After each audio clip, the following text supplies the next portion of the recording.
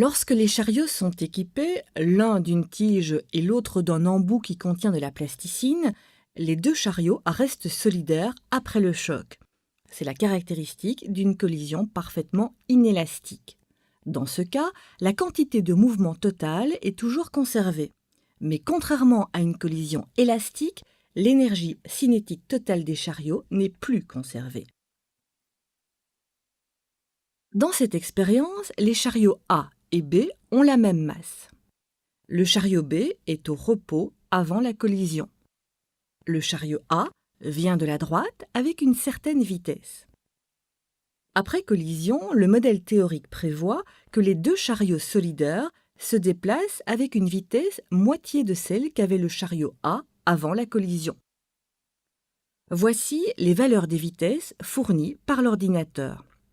Le chariot de droite arrive avec une vitesse de 0,68 mètres par seconde et les deux chariots repartent avec une vitesse de 0,38 mètres par seconde, ce qui est un peu supérieur à la valeur prévue par le modèle théorique. Si les deux chariots arrivent avec la même vitesse l'un vers l'autre, la théorie prévoit qu'ils s'arrêtent tous les deux après la collision.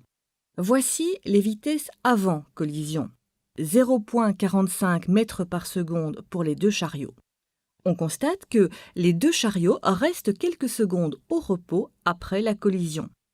C'est évidemment la situation qui met le mieux en évidence la non-conservation de l'énergie cinétique totale.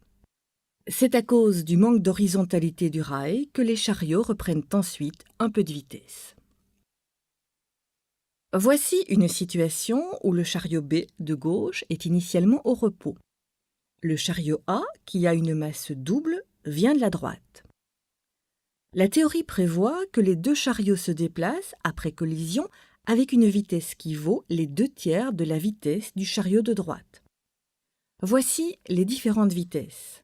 0,58 mètres par seconde pour le chariot de droite et 0,38 mètres par seconde pour les deux chariots après collision. Cette valeur est très proche de la valeur 0,39 mètres par seconde prévue par la théorie.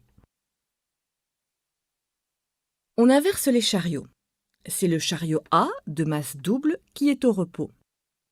La théorie prévoit que les deux chariots se déplacent après collision avec une vitesse qui vaut le tiers de la vitesse du chariot de droite.